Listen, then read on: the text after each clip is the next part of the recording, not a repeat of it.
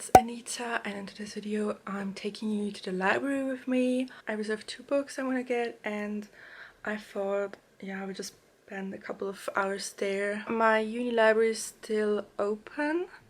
As you guys know, if you watched some of my previous videos, Switzerland is not doing a lockdown. Obviously, not a lot of people are allowed in there, just to, make sure that people are keeping their distance. And I guess I can't really speak in there because it's a library, so I'll have to do a voiceover. I hope that's fine. Let's go.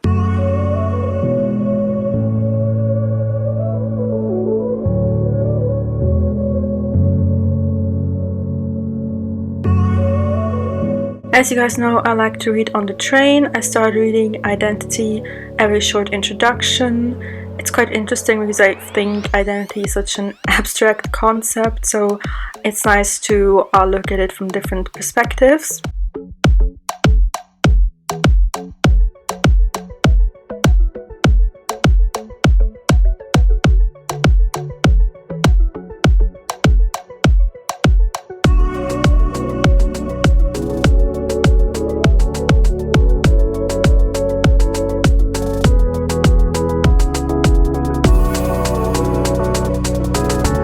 So the first thing I did was to borrow the books I reserved. As you can see, they put them on this little shelf for me.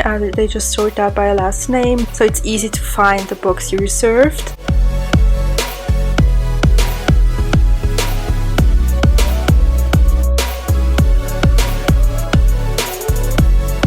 Those are the books I borrowed. I need to write a paper for my populism seminar, and I'm probably going to write it on the developments of populist parties in different former Yugoslavian countries. The book on the right is in Croatian, by the way.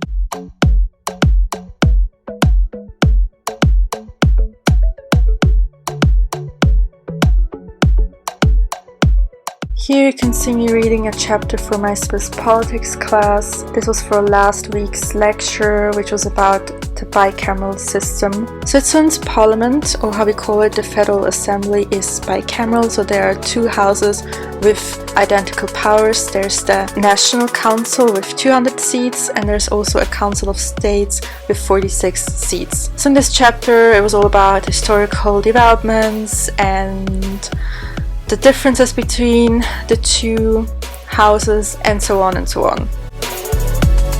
And then I had lunch at the cafeteria. There was a vegan menu available today, so that was great. After that I went outside for a few minutes just to get some fresh air.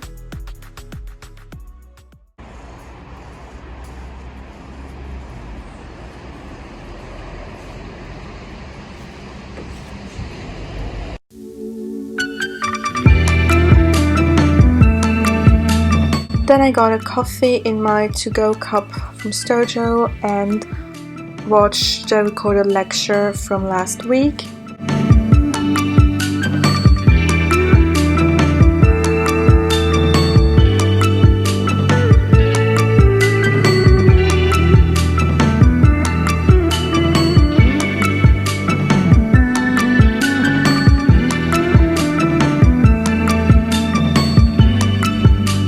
The professor also did an interview about this topic, so I decided to listen to that while I was creating some flashcards. That's something I like to do after a lecture. I just create some flashcards with the most important definitions, or just the main points of the lecture, or I don't know, whatever I find relevant.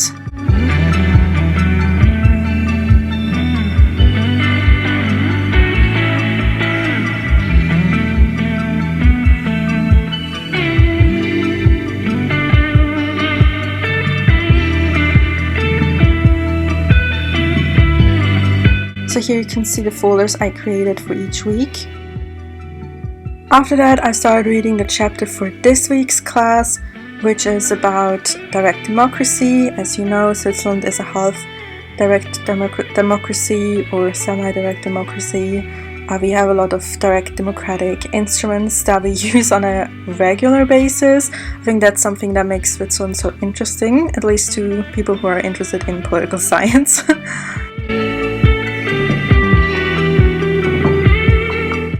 then it was time for me to pack up my things and go home.